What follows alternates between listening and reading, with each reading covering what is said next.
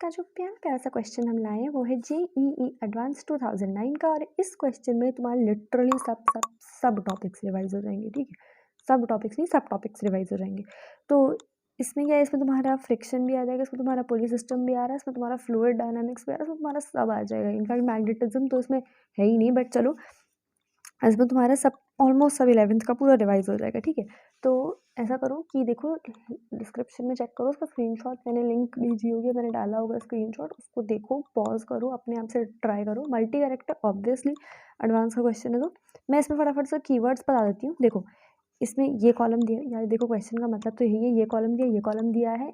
मैं सजेस्ट करूँगी क्योंकि फिगर इस कॉलम में दिया है तो ये पढ़ के इसको मैच कर लो, बिकॉज ये प्रॉपर्टीज़ लिखी है। अब तुम एक प्रॉपर्टी पढ़ोगे फिर सारा सवाल पढ़ोगे तो ऐसा तो टाइम चला गया एडवांस में। तो ऐसा करो कि इसको देखो और फिर ये सारी प्रॉपर्टीज़ मैच करो। फिगर यहाँ पे बना हुआ है, ठीक है। देखो वो कह रहा है कि एक उसने हर फिगर में पॉइंट P ज़रूर दे रखा है, उसके रिस्पेक्ट में उसने आधी से ज़्यादा चीज़ें पूछी हुई हैं।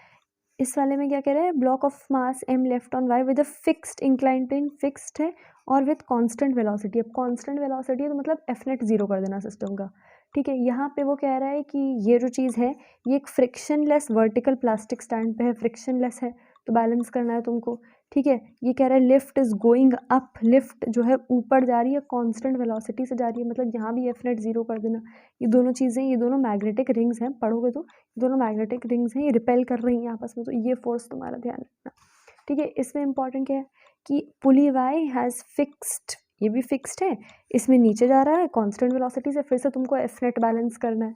ठीक है, ये जो स्फीयर है, अब देखो यहाँ पे फ्लूइड डायनामिक्स आ गया, तुम्हारा नॉन विस्कस लिक्विड है, नॉन विस्कस लिक्विड में है, पहले वाले फिगर में नॉन विस्कस लिक्विड में। तो नॉन विस्कस लिक्विड की सिग्निफिकेंस क्या हुई कि तुम्हारी एनर्जी लॉस हीट के फॉर्म में नहीं हो रही होगी।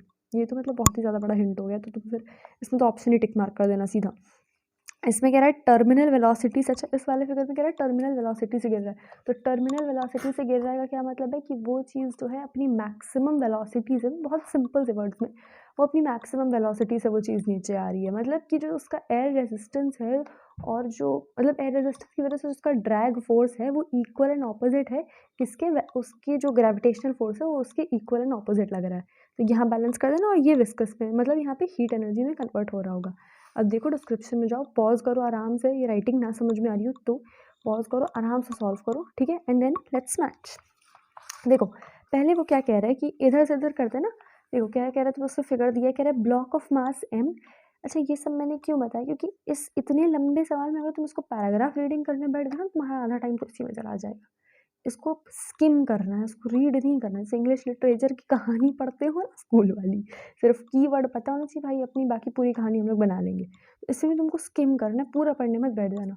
देखो वो कह रहा है कि ये जो तुम्हारा फिगर दिया हुआ है, ये फिगर तुम्हारा दिया हुआ है इस तरह से, ये कह रहा है ये x है, ये चीज़ y है, और यहाँ पे उसने दे रखी है पॉइंट P। ठीक है, ये x है, ये y है, सुंदर सा y बनाते, ये x है, ये y है, और ये दे रखा है उसने पॉइंट P। अब देखो बात सुनो, वो क्या कह रहा है, the force exerted bye x on y is mg। x जो है y पे तुमको फोर्स निकालना है, तुम सबसे पहले क्या करोगे, फ्री बॉडी डायग्राम ही बनाओगे, फटाफट से बना लेना सबसे पहला काम। सुंदर डायग्राम मैं नहीं बोलूँगी वरना रोहित सर मेरा मर्डर कर देंगे sir, but I am your big fan. देखो खैर यहाँ पे नीचे की तरफ mg लगेगा, इतना तो मानते हो, ये बॉक्स है, ये नीचे की तरफ mg लगाएगा, नीचे की तरफ mg लगाएगा, और ये इंक्लाइन प्लेन इसके ऊपर नॉर्मल लगाएगा, ऐसे परपेंडिकुलर में नॉर्मल लगाएगा, तो ये नॉर्मल हो गया। और ये कांस्टेंट क्या कह रहा है, वो कांस्टेंट वेलोसिटी से नीचे जा रहा है। देखो एरो बना हुआ ना, कह रहा है कांस्टेंट वेलोसिटी से नीचे जा रहा है, तो एक तो ये फ्रिक्शन फोर्स लगाएगा, हाँ एफ नेट 0 हो जाएगा मैं मानती हूँ, बट ये इंक्लाइन भाई, ये बॉक्स नीचे खिसक रहा है, स्लाइड डाउन कर रहा है, तो इस पर जो फ्रिक्शन फोर्स लगेगा वो इंक्लाइंड प्लेन ही तो इस पर फ्रिक्शन फोर्स लगाएगा, ये खुद ही के ऊपर थोड़ी ना लगा लेगा। ये जो फ्रिक्शन फोर्स है, अब वो कह रहा है कि तुम्हारी वेलोसिटी जो है वो कांस्टेंट है। ठीक है, वेलोसिटी तुम्हारी कांस्टेंट है, तो वेलोसिटी अगर तुम्हारी कांस्टेंट है, तुमने क्या किया, तुमने एफ नेट सीधा बैलेंस कर देना है। तुमने लिखना है कि F net is equal to 0। F net 0 है तो तुम्हें फ्री बॉडी डायग्राम को बैलेंस करना पड़ेगा। अब उसमें तुम दो बातें कर सकते हो। देखो उसमें दो बातें क्या कर सकते हो कि ये तुम या तो एम जी का कॉम्पोनेंट निकाल लो भाई, इधर साइन थीटा कॉस थीटा कर लो, पूरा जाम कर लो तुम, या तो तुम ये कह सकते हो, सिंपल सा लॉजिक लगाओ यार अगर ये बैलेंस हो रहा है, एफ नेट 0 हो रहा है, तो मतलब इन दोनों का रिजल्टेंट इसके इक्वल और ऑपोजिट होगा। मैग्नीट्यूड वाइज ये mg होगा, डायरेक्शन वाइज ऑपोजिट होगा। अब ये दोनों फोर्सेस वही हैं जो इंक्लाइंड प्लेन इस पर लगा रहा है, तो इनका जो रिजल्टेंट होगा वो इंक्लाइंड प्लेन ही तो लगा रहा होगा ना एक तरीके से। तो यहाँ हम लिख सकते हैं कि जब force exerted by X on Y is mg, पहला ऑप्शन अपना करेक्ट हो गया। अब वो कह रहा है gravitational potential energy of X is continuously decreasing. आई एक्स क्या है, एक्स फिक्स्ड इंक्लाइंड प्लेन है, फिक्स्ड इंक्लाइंड प्लेन है, तो क्यों उसकी पोटेंशियल एनर्जी दुनिया में क्यों घटेगी यार, वो जब कहीं हिल ही नहीं रहा है, वो कहीं जा ही नहीं रहा है, तो क्यों उसकी पोटेंशियल एनर्जी घटेगी। क्योंकि पोटेंशियल एनर्जी देखो क्या होती है, पोटेंशियल एनर्जी होती है mgh, ठीक है। मतलब ये तो पता नहीं ऑब्वियसली पता होगा तुम लोग को, but still potential energy mgh होती है, हिल तो रहा नहीं है। अब देखो वो क्या कह रहा है कि अच्छा ये तो फिर गलत ही हो गया अपना, वो हिल ही नहीं रहा, तो ना इंक्रीज होगी ना डिक्रीज होगी, कांस्टेंट होगी। वो कह रहा है mechanical energy of the system x plus Y is continuously decreasing. अब एक चीज़ देखो, मैकेनिकल एनर्जी इस पूरे सिस्टम की, यार इसकी पोटेंशियल एनर्जी फिक्स्ड है, कहीं नहीं हिल रहा है। इस चीज़ की काइनेटिक एनर्जी फिक्स्ड है, क्यों? क्योंकि ये जो ब्लॉक है ये जो है कांस्टेंट वेलोसिटी से नीचे जा रहा है, तो काइनेटिक एनर्जी का फॉर्मूला क्या होता है, हाफ mv², है ना। देखो एकदम सिंपल, उसको टॉफी क्वेश्चन में ब्रेक कर डालो एडवांस के सवाल को, तभी मज़ा आता है। इसमें ज़्यादा तुम्हें इक्वेशन दिमाग उस लेवल का कोशिश करो कि ना लगाओ, क्योंकि इसमें ज़्यादा मज़ा आता है। एकदम जब उसको एकदम प्लेन भाषा में ब्रेक कर लो ना, जब तक वो फील होती है। तो ठीक है, काइनेटिक एनर्जी हाफ mv² होता है भाई, उसने कहा वी कांस्टेंट, तो हमने कहा ठीक है काइनेटिक एनर्जी कांस्टेंट है। काइनेटिक एनर्जी अब हमारी कांस्टेंट हो गई, इसकी पोटेंशियल एनर्जी कांस्टेंट हो गई। तुम कह दो हाँ जी mechanical energy kinetic energy plus potential energy constant है। नहीं भाई साहब, मैकेनिकल एनर्जी इस सिस्टम की कांस्टेंट नहीं रहेगी, इंक्रीज करेगी कि डिक्रीज करेगी वो मैं बता रही हूँ, पर कांस्टेंट नहीं रहेगी। क्यों कांस्टेंट नहीं रहेगी, इसकी potential energy kinetic energy fixed है। पर एक बात बताओ यार, ये जो है ये नीचे जा रहा है, ठीक है, ये पहले हाइट h1 पे था, पहले हाइट h1 पे था, ये इधर आया इस पॉइंट पे h2 हाइट हुई, ये तो फिक्स है ना, सॉरी पहले हाइट h1 पे था, इसको इग्नोर करो, ये यहाँ पे h2 पे आया, यहाँ पे ये h3 बन गई, ये हाइट इसकी कम होती जा रही है ना, देखो हाइट इसकी कम हो रही है, तो इसकी जो पोटेंशियल, इस चीज़ की पोटेंशियल एनर्जी सिर्फ कम होगी। पूरे सिस्टम में ये भी तो आता है ना, ये सिस्टम से अलग थोड़ी ना है, पूरे सिस्टम में ये भी तो आता है। अब जब इसकी पोटेंशियल एनर्जी नीचे आ रहा है, इसकी पोजीशन चेंज हो रही है, पोटेंशियल एनर्जी पोजीशन की वजह से तो होती है, पोटेंशियल एनर्जी जब इस चीज़ की चेंज हो रही है, तो तुम कैसे कह सकते हो कि इसकी पोटेंशियल मैकेनिकल एनर्जी कांस्टेंट रहेगी, तो मैकेनिकल एनर्जी इसकी हिसाब सी बात है, मैकेनिकल एनर्जी सिस्टम की डिक्रीज कर रही है, ठीक है। अब देखो वो क्या कह रहा है, लास्ट ऑप्शन में वो क्या कह रहा है कि the torque of the weight of Y about P is 0। Torque of weight of Y, ये वाई है ये पी है, इसकी वेट वाई के अबाउट इज 0।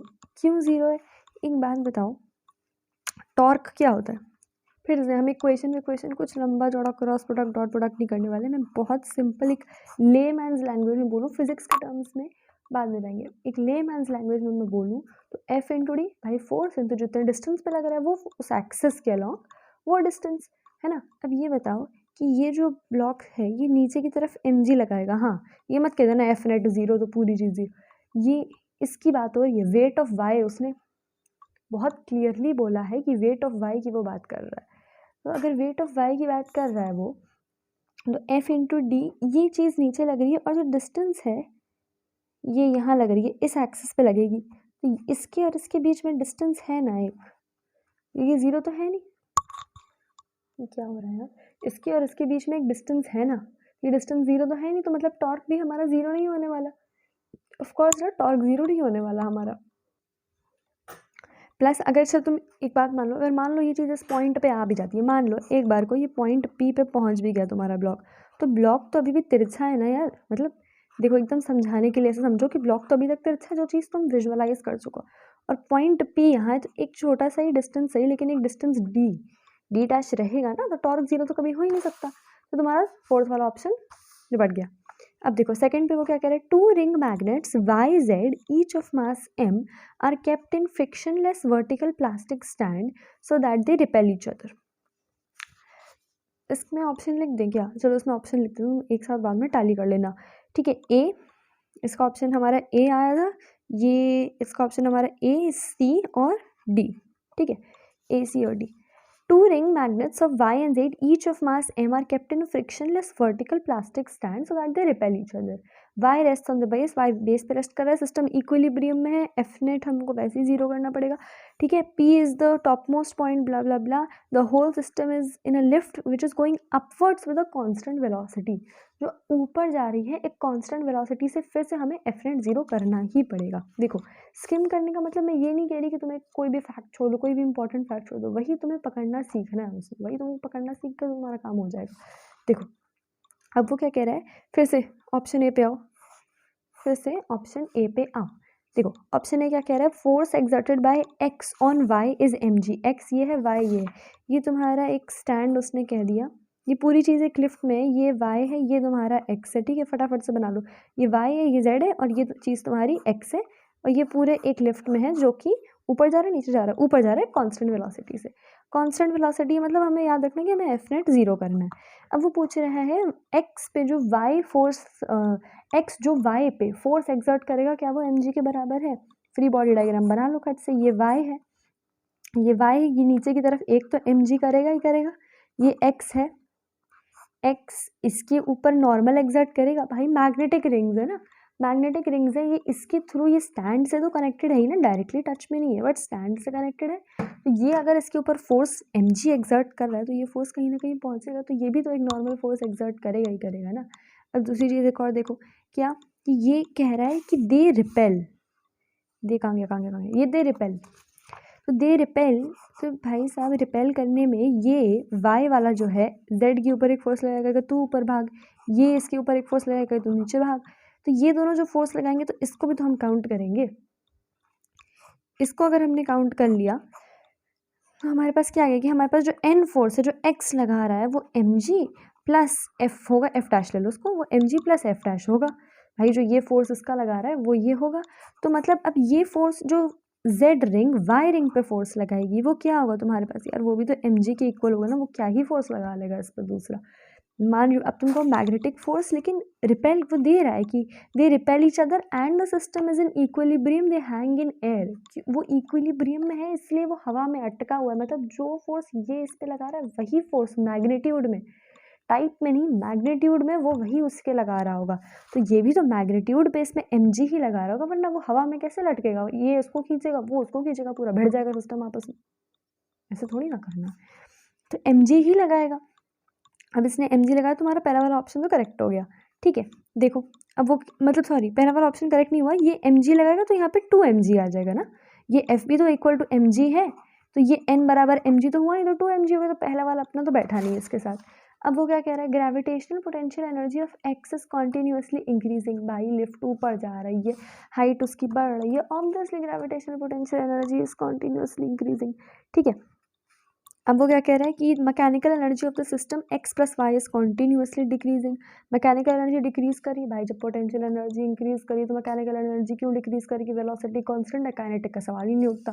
इसमें पेनी मत उठाओ, ये वो वाला क्वेश्चन है, ठीक है. अब वो कह रहा है torque of the weight of Y about P is zero. Torque of weight of Y, Y जो है, एक बार बताओ पी कहाँ है, पॉइंट पी देखो, पॉइंट पी ये रहा, पॉइंट पी इधर है कहीं. तो ये पॉइंट पी जो है इस एक्सिस को, मैं मान लूँ ये सेंट्रल एक्सिस है, 2 स्केल फिगर नहीं है तो मैं मान सकती हूँ ये सेंट्रल एक्सिस है या ये एक्सिस है, और वाई जो है, वाई का वेट भी तो नीचे लग रहा है. अब ये बताओ अगर मैं कहूँ कि ये एम जी इधर जा रहा है और जो पी है वो इसी एक्सिस पे तो लाई कर रहा है ना, सेम एक्सिस पे लाई कर रहा है, तो टॉर्क का फॉर्मूला एफ इंटू डिस्टेंस, तो ये डिस्टेंस तो जीरो हो गया ना यार, उसी एक्सिस पे जब लाई कर रहा है. ये मत कहना कि यहाँ तो हमें डिस्टेंस दिख रहा है, ये पी यहाँ है, एम जी यहाँ नीचे लग रहा है, ये डिस्टेंस है. ऐसा कहोगे तो शादी नहीं होगी तुम्हारी. मतलब स्टिल लाइक ये भी पंकज सर का डायलॉग था. तुम मैं फिजिक्स वाला टीचर्स कितने डायलॉग्स बोलने लगी ना, मैं अपने घर वालों से ज़्यादा टाइम तो उनको देखते हुए स्पेंड करती हूँ. यही होना था, खैर, but they are all very great. So देखो अब वो कह रहा है कि एम जी ये नीचे, पी इस एक्सिस पे, तो एफ इंटू डी, तो टॉर्क जीरो हो जाएगा. भाई तुम्हारी लीनियर डिस्प्लेसमेंट तुम चेक करोगे ना अंकल, लीनियर डिस्प्लेसमेंट चेक करोगे तो टॉर्क तो जीरो होगा तुम्हारा. तो ये हमारा डी ऑप्शन बैठ गया इस पर. फिर वो क्या कह रहा है कि इस पर हमारा कौन कौन सा बैठा था, इस पर हमारा पोटेंशियल एनर्जी इंक्रीज कर रही है, और ये ठीक है बी और डी बैठा था, लिख दे यहाँ पे, तो बी और डी.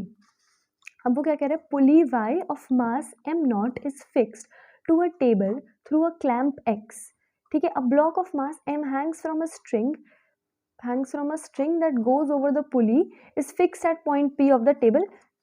अब वो जो होल सिस्टम है वो लिफ्ट में जा रहा है, लिफ्ट नीचे आ रही है कांस्टेंट वेलोसिटी से।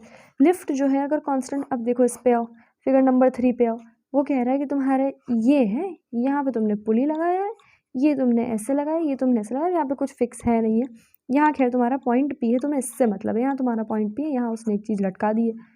अब ये बताओ यार, इसका तुम फ्री बॉडी डायग्राम बनाओगे। देखो पहला ऑप्शन हमारा वही एक्स ऑन वाई, एक्स हमारा ये पूरा ब्लॉक एक्स है और ये जो चीज़ है ये वाई है।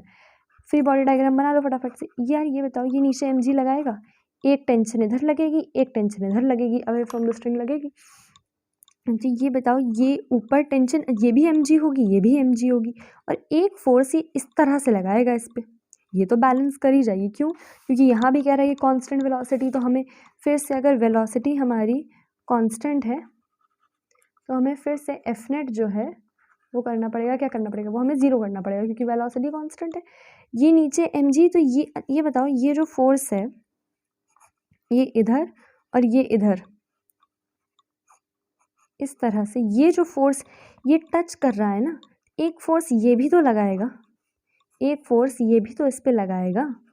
और भाई वो कह भी रहा है, वो अगर तुम्हारे दिमाग में ये ना भी आया है एक बार को, तो वो कह रहा है यार कि क्या कहते हैं, कांस्टेंट वेलोसिटी से टच कर रहा है। उसको ये मत बोल देना ट्रिक कर रहा है, इतना भी ट्रिक नहीं करेगा। वो टच कर रहा है तो एक ना एक फोर्स तो लगाएगा मतलब। ठीक है, अब ये बताओ एफ नेट ज़ीरो है तो मतलब इसको हमें बैलेंस करना पड़ेगा। अब इसको बैलेंस करने के फिर तुम दो तरीके लगा सकते हो, या तो तुम इसको ब्रेक कर लो कि यार इसको बैलेंस करना है तो ये वाला जो है ये इसको काटेगा और ये वाला जो है ये इसको कैंसिल कर देगा, या तुम ऐसे कर लो कि ये हमारे दो फोर्सेस हैं, ये दो फोर्सेस हैं, इनका जो रिजल्टेंट है वो इस फोर्स के, ये फोर्स ऐसे टच करा तो ये नॉर्मल भी तो ऐसे ही लगाएगा, तो ये जो फोर्स है ये इनके इक्वल और ऑपोजिट होना चाहिए। ये इनके इक्वल और ऑपोजिट होगा तो यार सेम एंगल पे ही एक सिस्टम है, उसको तो टेढ़ा सिस्टम थोड़ी लगा देंगे, सिस्टम तो सीधा ही है। तो मतलब 45 डिग्री के इक्वल एंगल्स पे काटेगा, तो जो हमारा एफ नेट हो जाएगा, एफ नेट नहीं, एफ नेट तो ज़ीरो है, जो हमारा बैलेंसिंग फोर्स हो जाएगा वो हमारा आ जाएगा √2 mg।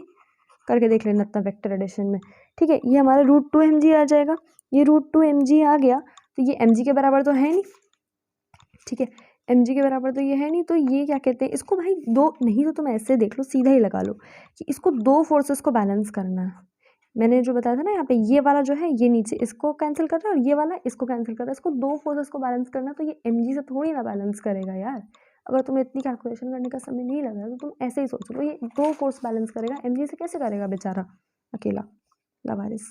खैर हाँ, तो फिर नेक्स्ट क्या कह रहा है वो, ये तो अपना ऑप्शन रूल आउट हो गया। नेक्स्ट क्या कह रहा है, the gravitational potential energy of X is continuously increasing. Potential energy of X is continuously increasing. भाई सिस्टम लिफ्ट में है, एक तो हर चीज़ लिफ्ट में डाल देते हैं तुम, जैसे ही तुम लिफ्ट पढ़ते हो ना तुम्हारा दिमाग का दही, मेरा तो दिमाग का दही हो जाता है, लेकिन एडवांस वाले हमारे दिमाग का दही करेंगे, हमें उस दही का दही बड़ा बनाना है। I am so sorry. देखो ये सिस्टम जो है ये कांस्टेंट वेलोसिटी से नीचे आ रहा है, ठीक है, नीचे आ रहा है तो उसकी पोटेंशियल एनर्जी घट रही है, पोटेंशियल एनर्जी घट रही है तो हाँ, ग्रेविटेशनल पोटेंशियल एनर्जी घट रही तो बढ़ेगी कैसे, आई मीन, तो ये ऑप्शन भी अपना रूल आउट हो गया। Mechanical energy of X plus Y is continuously decreasing, of course decrease हो रही है, नीचे आ रहा है डिक्रीज हो रही है, तो ये ऑप्शन अपना सही हो गया। Torque of the weight of Y about P is zero. About P जो है torque of weight of Y is zero. ये बताओ, कैलकुलेट मत करो, जहाँ कैलकुलेट करने की ज़रूरत नहीं है कोई ज़रूरत मतलब मत करो उसको, कैलकुलेट तभी करो जब हाँ तुम्हें लगे कि शायद गलत हो सकते हैं, तब तुम भले कैलकुलेट करके magnitude direction vector addition thumb rule right hand ये वो रूल लगा सकते हो, बट अभी मत करो। देखो वाई नीचे लगाएगा, पी यहाँ है, साफ साफ तुमको बड़ा बड़ा डिस्टेंस दिख रहा है, छोटा डिस्टेंस भी नहीं बड़ा बड़ा डिस्टेंस दिख रहा है, टॉर्क कहाँ से ज़ीरो हो जाएगा, टॉर्क हमारा नॉट इक्वल टू ज़ीरो। इसमें हमारी एक ही चीज़ बैठी कि mechanical energy of the system is decreasing, right, mechanical energy of the system is decreasing. अब देखो वो क्या कह रहा है कि फोर्थ ऑप्शन क्या है, फोर्थ ऑप्शन है कि sphere Y of mass m is put in a non-viscous liquid kept in a container at rest. The sphere is released and it moves down in the liquid. ये तुम्हारा container है, मेरे पास जगह नहीं बची थी ड्राइंग की, ये तुम्हारा स्फीयर है, ये तुम्हारा कंटेनर है और इसके अंदर ये जो लिक्विड है, ठीक है, इसके अंदर ये लिक्विड है, वो कह रहा है कि एक तो ये नॉन विस्कस है, ठीक है। नॉन विस्कस की सिग्निफिकेंस मैंने शुरू में बता दी थी, अभी जहाँ पे आएंगे तो मैं फिर से बता दूंगी। यहाँ पे वो कह रहा है कि अ पुली वाई ऑफ मास, नहीं सॉरी ये क्या पढ़ने लग गई मैं। The sphere Y in a non viscous liquid, container rest पे है, कंटेनर मूव कर नहीं रहा है, स्फीयर इज रिलीज, और स्फीयर जो है नीचे जा रहा है। अब मुझे ये बताओ, पहला ऑप्शन देख लो, the force exerted by X on Y is mg, X Y पे फोर्स लगाएगा, भाई ये तो कोई क्लास 10th का बच्चा बता देगा तुमको कि ये बॉयंसी भी लगाएगा इसके साथ ना, प्लीज़ ये मत गलत करके आना, ये बॉयंसी भी लगाएगा, mg लगाएगा, जानती हूँ मैं, ये नीचे mg लगाएगा, ये ऊपर mg लगाएगा, पर बॉयंसी प्लस mg लगाएगा ना, तो पहला वाला तो रूल आउट हो गया। तुम कब्रिस्तान में भूत से भी पूछोगे ना, वो भी बता देगा। The gravitational potential energy of X is continuously increasing, है ना, gravitational potential energy x continuously increasing. हाँ तुम कह तो कंटेनर फिक्स है, नीचे आ रहा है, कहाँ इंक्रीज करिए, एकदम बैठा तो है एक ही जगह, कहीं लिफ्ट में थोड़ी ना रखा ये चीज़, मत कह देना। ये बात सुनो, एक्स कंटेनर नहीं है, एक्स क्या कह रहा है, पढ़ो इधर, एक्स कह रहा है non viscous liquid x, x liquid है। अब तुम कहो लिक्विड भी थोड़ी ना हिल रहा है, ध्यान से देखो, ये चीज़ नीचे आ रही है, ये चीज़ नीचे आ रही है, ये नीचे आ रही है तो ये ऊपर भी तो जाएगी, राइट। ये नीचे आ रही है, ये लिक्विड को डिस्प्लेस करेगी, जो नीचे आएगा वो जाएगा।